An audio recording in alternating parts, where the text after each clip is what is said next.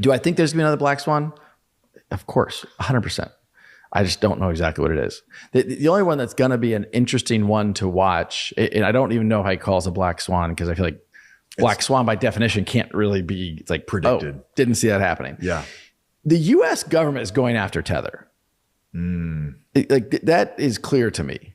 I view Tether as a very important part of the ecosystem. There could be volatility in markets as expectations shift about when and by how much central banks will lower their policy rates. And there continue to be important geopolitical and economic risks on the horizon. Against this backdrop, households and businesses continue to adjust to past interest rate increases. Some indicators of financial stress have risen. At the same time, the valuations of some financial assets appear to have become stretched. This could increase the risk of a sharp correction that could generate system-wide stress. The recent rise in the use of leverage in non-bank financial institutions could amplify the effects of such a correction.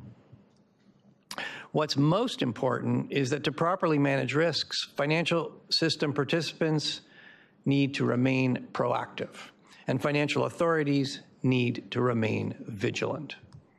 The U.S. dollar has been devalued through inflation by over 90% in the last 50 years. Welcome to the Crypto Teacher. And you know I come back with that video just to make you think. Don't forget to like and subscribe to the channel. And make sure you join the Patrons. If you're not a part of the Patrons, make sure you're hitting the Cash App. And we have Brad Garlinghouse telling you the Tether movie is coming. The Black Swan is definitely coming, and we know that's the reason why they're doing their own stablecoin. But we know the Fed has been behind Tether from the beginning. And we had CZ from Binance and the Bankman, two of the largest exchanges, and crypto doesn't miss a beat. Why? Because the central banks are controlling crypto through stable coins, guys. And that's the reason why when Bitcoin goes up, all cryptos go up. When Bitcoin goes down, all cryptos go down. Guys, it's nothing but an algorithm. And then we have the Bank of Canada sends out a warning. Says that they see stress in the markets. But guys, you can go to any central bank. They're seeing stresses. And we know inside the United States with the Fed, we can clearly see the stresses, especially in these banks with this commercial property. It is out of this world. But I have a feeling that in Europe, it's going to fall first and then come over to the United States. And remember, guys, after this repo, then we're going to be moving into bail-in bonds, so then therefore they can help out these clearinghouses. And because we are seeing these stresses, we know the drums are getting louder. They have to set up a distraction. They're not going to tell you the Fed took your money. They're going to have you looking somewhere else while they run the money in the back door. Remember, they have to build this fourth industrial revolution, and it's going to take 3 to 5 years. Now we're going to slowly see yield rates creep back up, because no one wants this paper. And we know for a fact Japan doesn't want any more. And Japan was holding up the United States economy, and we know that affected the global economy. And now the only one left to buy this paper is the Fed and the dealers, the big banks. And remember, the Crypto Teacher told you. And guys, now we have the mainstream media keeps pushing the AI narrative. Now employees want this AI technology in order to use it. And they're pushing the narrative, if you're not using it, you're going to get left behind. And the same way they brought in software for training. We know at every job you had so many trainers, and all of a sudden software moved the trainers out, and you had software giving you training. And it's going to be the same way with AI. We're going to have employees using AI, but AI is learning from you. That's the big difference. This AI is going to be learning just like a human, so therefore it's going to replace you. The same way Americans were training people from overseas to take less money and then got replaced. They're doing the same thing as just with AI. And remember, the Crypto Teacher told you, because he knows when it comes to the NWO, it's all planned out. You have a wonderful day. One of the big fears is, as you look at that supply and demand, you look at the fact that we will be approaching 130, then 150, and then 190% of GDP on the current path that we're on over the course of the next 2 decades, that's a lot of treasuries that need to be financed. And where's that money coming from? Right now, Japan, which had been one of the biggest buyers of treasuries, the way the exchange rates are working, it makes it more difficult for them to be an active participant. The issues with China we're all well aware of, and there's no solution that we're looking at longer term. And then if you look at the Fed, can the Fed continue to effectively ease through being an aggressive purchaser? That's an open question. So, that's one of a series of things to be concerned about in the context nearer term of the economy is probably better than many of us thought it might be at this point in time. But not as good as what people think. Maybe. But probably when it's again the skin deep thing. When you dig down a little bit below, you have to be concerned with some of the credit ratios that you're seeing out there, the amount of pressure on consumers, the aggregate or cumulative effect of very significant inflation over time. According to the 2024 annual Work Trend Index from Microsoft and LinkedIn, the use of generative AI at work has nearly doubled in the last 6 months. More than 70% of people say they would rather hire a less experienced candidate with AI skills than a more experienced candidate who lacks them. Joining us right now is LinkedIn's chief economist, Karen Kimbrough. And that last part, that you would rather have a younger, more inexperienced person who knows how to use AI, may speak volumes about what employers are looking for, Karen. I think that stat tells us not so much about the age, but it tells us that employers are looking for someone who's got like a willingness to learn, who's willing to embrace new technology. And if I could, I would just say, in fact, when we look amongst power users, people who are using generative AI at work a couple times a week at least, they range the gamut from boomers to millennials to Gen Z. So it really is a bunch of different folks using AI right now at work.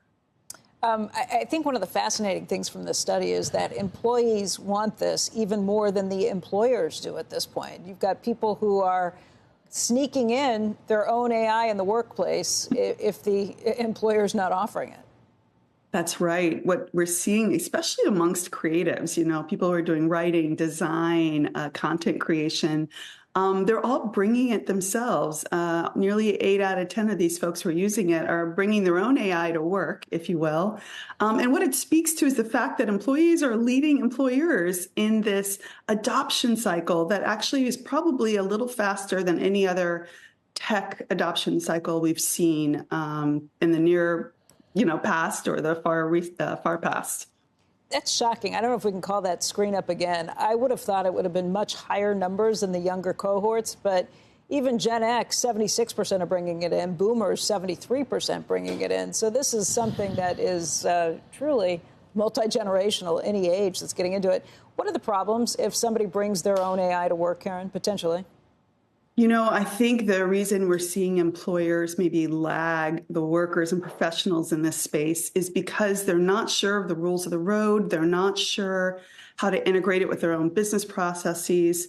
They're just not sure. And so they're hesitating. But as they hesitate, they're not helping their employees who have clearly embraced it. I mean, the ones who do tell us, 9 out of 10 of them say it makes my work more enjoyable. It gives me more time to focus on the, cognitively interesting work as opposed to the routine tasks. So, with 75% of the knowledge workers bringing Gen AI to work, it suggests that employers need to kind of get with it and bridge that gap. Going to a different economy, and we're going to be learning more about that as we go. But clearly, we're learning that things can be done from remote locations. We're learning that technology can replace people even more than we thought. We're not going back to the same economy. We're recovering, but to a different economy, and it'll be one that is more leveraged to technology. And I worry that that is going to make it even more difficult than it was for many workers. In Silicon Valley, and my friends who work in technology know that what we did to the manufacturing workers, we are now going to do to the retail workers, the call center workers, the fast food workers, the truck drivers, and then even bookkeepers, accountants, insurance agents, lawyers, and on through the economy. So what happened to the manufacturing workers is a very clear sign. And so we'll import Chinese-based CBDC technology. So it's going to be CBDC in a box provided to you by the People's Bank of China. But every stock, every bond, every currency, every commodity, every piece of art, every private business, every piece of real estate will eventually be a token on a blockchain, an entry on a ledger, permanent and immutable. We will have truth instead of trust, and we will save over $7 trillion a year. 6 to 8% of global GDP is wasted by the friction of the trust industry that's necessary when you have dual entry accounting. With triple entry accounting, which is what a blockchain is, we get rid of all of that friction. It's a beautiful future. Like what you see in China and their social credit scoring systems, right?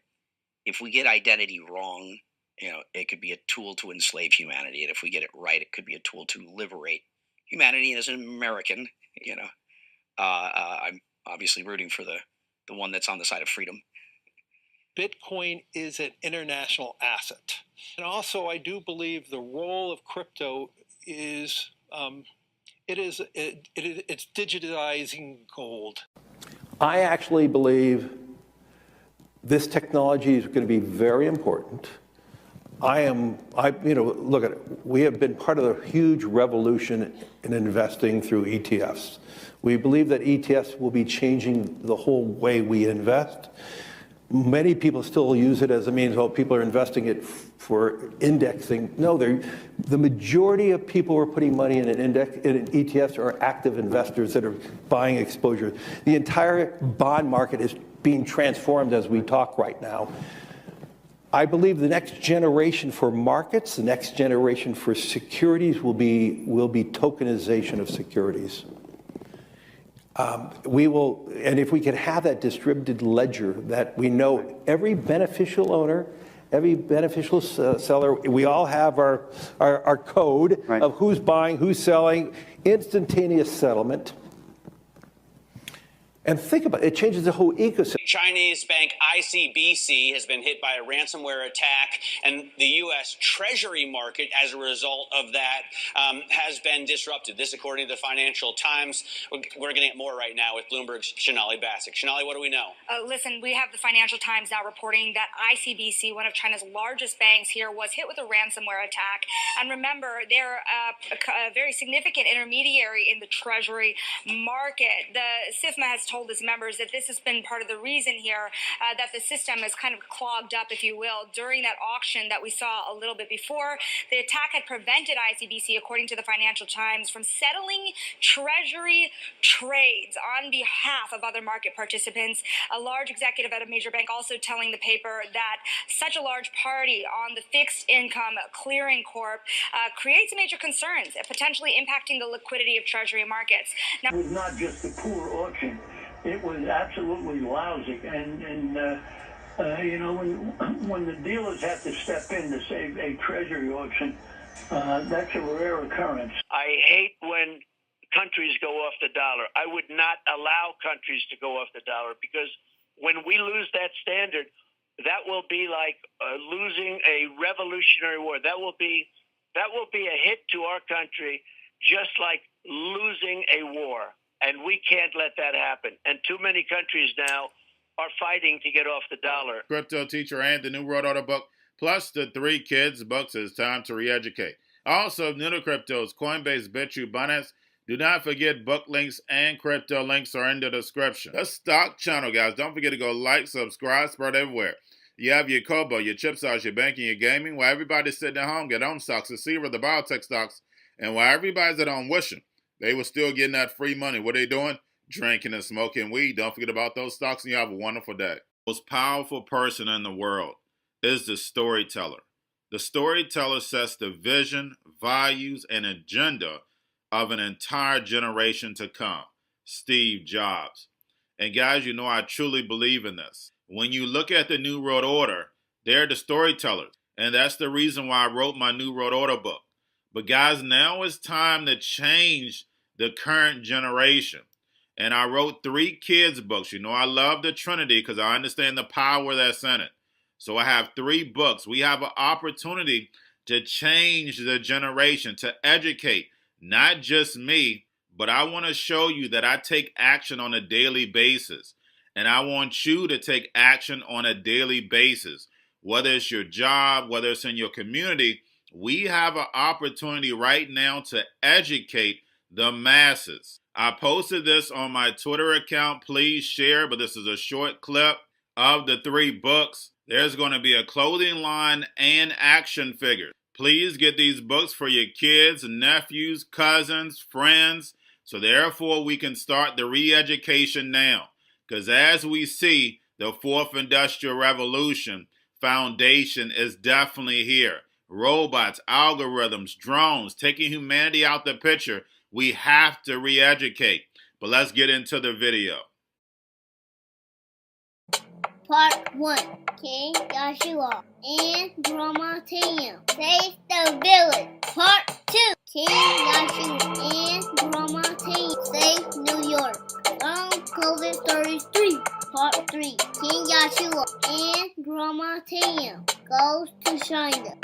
It's mandatory to get part 1, part 2, and part 3 of this series. It's time to re-educate Generation Z.